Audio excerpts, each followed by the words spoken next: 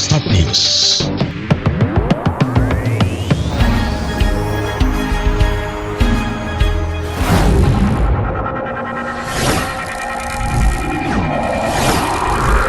Start News, jendela informasi Anda.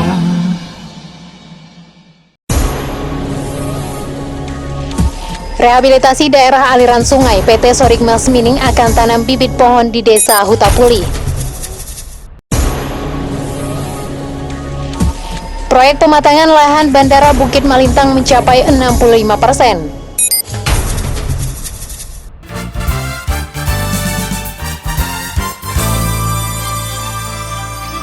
Assalamualaikum warahmatullahi wabarakatuh. Start News, jendela informasi Anda, semua layak jadi berita.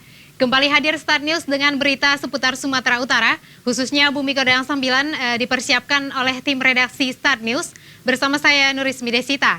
Berikut informasi selengkapnya untuk Anda di Madinah 24 jam.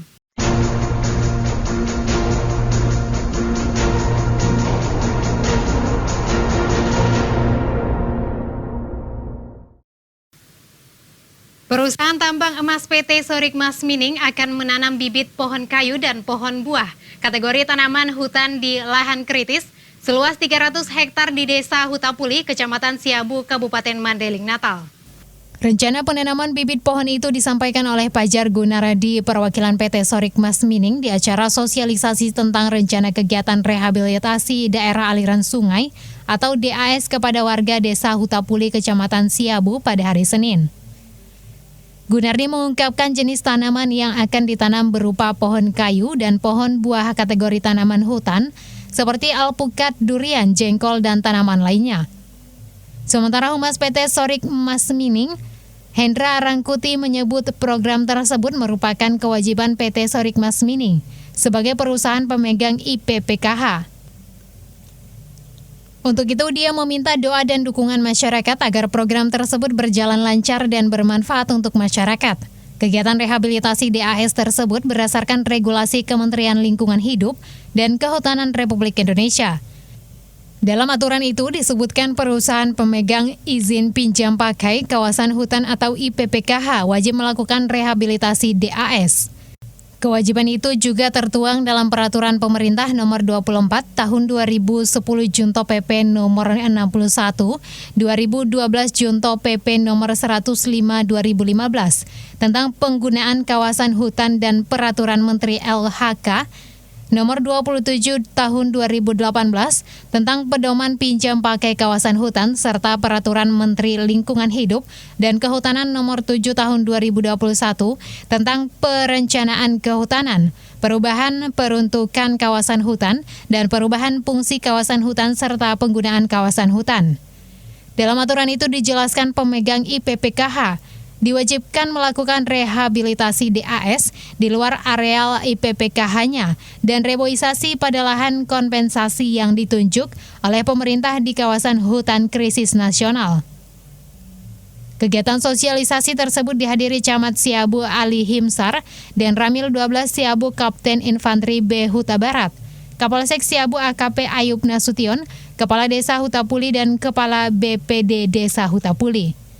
Dari pihak PT Sorikmas Mining hadir Environmental Engineer Pajar Gunardi, Rio Ananda, Asset Protection Manager M. Sukrianto, dan Land Survey Officer Titis Pratama. Dalam sambutannya, Camat Siabu Ali Himsar mengatakan kegiatan tersebut wujud niat baik perusahaan untuk menjalankan peraturan pemerintah tentang penggunaan kawasan hutan dan peraturan Menteri LHK tentang pedoman pinjam pakai kawasan hutan. Ali Himsar menegaskan peraturan harus ditaati bersama demi terlaksananya kegiatan reboisasi hutan gundul yang manfaatnya nanti dapat dirasakan oleh masyarakat. Sementara Dan Ramil 12 Siabu Kapten Infanteri B Huta Barat mengatakan selain bermanfaat untuk memperbaiki hutan agar terhindar dari bencana, program penghijauan hutan kritis tentu berdampak baik pada perekonomian masyarakat. Hal senada diungkapkan Kapolsek Siabu AKP Ayub. Dia berharap program tersebut membawa kebaikan bagi semua pihak. Dia juga meminta semua pihak menjaga keterbukaan informasi dan sama-sama menjaga situasi agar kondusif. Kepala Desa Hutapuli Amas juga mendukung program yang akan dilaksanakan PT Sorikmas Mining. Dia berharap agar progres pekerjaan dapat cepat selesai sehingga membawa manfaat bagi masyarakat.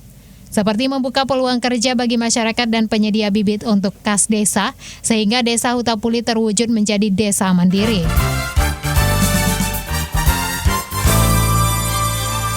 Kita beralih ke berita selanjutnya. Proyek pematangan lahan Bandara Bukit Malintang mencapai 65%, namun setelah pariwara berikut ini akan kami sampaikan informasinya untuk Anda. Siapa yang membangun jalan dan jembatan? Rakyat. Siapa yang membangun gedung sekolah? Rakyat. Kalau jalan, jembatan, gedung sekolah dibangun, rakyat uangnya dari mana? Pajak daerah dan retribusi daerah. Pentingnya wajib pajak dan wajib retribusi untuk melakukan pembayaran pajak dan retribusi sebagai salah satu sumber pendapatan asli daerah dalam menyongsong pembangunan Kabupaten Mandailing Natal yang madani. Adapun pajak daerah seperti pajak hotel dan pajak restoran, pajak bumi dan bangunan perdesaan dan perkotaan, bea perolehan hak atas bumi dan bangunan, pajak mineral bukan logam dan bantuan atau lebih dikenal dengan pajak galian C dan lain-lain. Adapun retribusi daerah adalah retribusi persampahan dan kebersihan, retribusi izin mendirikan bangunan, retribusi parkir dan lain-lain. Bangun Mandailing Natal dengan membayar pajak daerah dan retribusi daerah. Awasi penggunaannya. Ayo ke Mandailing Natal, bumi goyang sambilan. Pesan ini disampaikan Badan Pengelolaan Keuangan, Pendapatan dan Aset Daerah Kabupaten Mandailing Natal. Ayo ke Mandailing Natal, bumi goyang sambilan. Terima kasih masih bersama kami di Start News, jendela informasi Anda semua layak jadi berita. Kita beralih ke berita selanjutnya. Proyek pembangunan Bandar Udara Bukit Malintang Kabupaten Mandailing Natal terus dikebut agar mencapai target yang ditetapkan hingga akhir tahun 2021. Saat ini pematangan lahan bandara ini sudah mencapai 65% dari 60% yang ditargetkan. Para pekerja proyek Bandara Bukit Malintang terpaksa bekerja siang dan malam guna menghindari musim hujan dan mengejar target pada akhir masa kontrak kerjanya. Untuk tahun 2021, pengerjaan pematangan lahan dilakukan di bagian runway sepanjang 480 meter. Selain itu, lahan untuk apron, terminal, dan gedung bandara juga sedang dikerjakan oleh PT Pilar Indosarana dengan total biaya 38 miliar rupiah untuk tahun anggaran 2021. Pejabat pembuat komitmen proyek tersebut Arif Mustaqim mengatakan pengerjaan jalur udara atau runway sesuai target, bahkan sudah melampaui batas target. Sampai saat ini kita sudah mencapai progres di 65%, Pak. Untuk tahun 2000 kita pekerjaan mulai di 30 Juni 2021 sampai dengan 25 April 2022. Untuk target di tahun ini kita di angka 60%, dan alhamdulillah kita sudah melebihi target di tahun 2021 sebesar kurang lebih 5% per tanggal hari. Total output dari tahun 2020 sampai selesai pekerjaan 2022 untuk pematangan lahannya kita ada di 820 meter. Kita masih proses pengusulan untuk pengajuan lelang ya, progres pengajuan lelang untuk melanjutkan pekerjaan di 2022 sambil menunggu anggaran yang ada sih Pak. Untuk informasi yang sudah usulkan kemarin di angka 86 miliar Pak. Untuk proyek tahun 2021, Arif Mustaqim mengatakan sudah mencapai 65% atau sudah siap 340 meter dari 480 meter kontrak kerja tahun anggaran 2021 sampai 2022.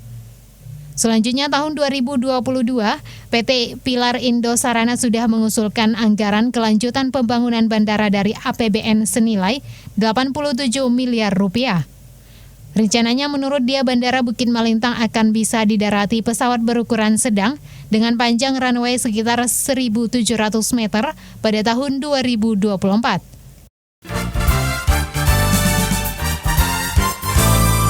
Pemirsa, informasi tadi sekaligus menutup perjumpaan kita di Start News edisi hari ini. Jangan lupa sahabat Start News, untuk berita terbaru kami Anda bisa membaca di www.startnews.co.id. Demikian Start News untuk edisi hari ini. Terima kasih dan mohon maaf atas segala kesalahan kata. Jangan lupa untuk menerapkan protokol kesehatan dengan memakai masker, mencuci tangan, dan menjaga jarak. Wassalamualaikum warahmatullahi wabarakatuh.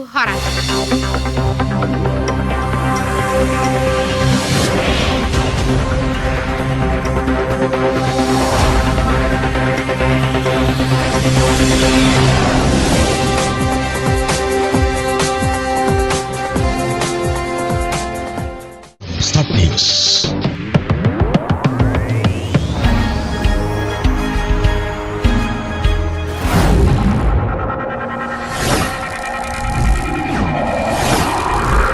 Start News, jendela informasi Anda.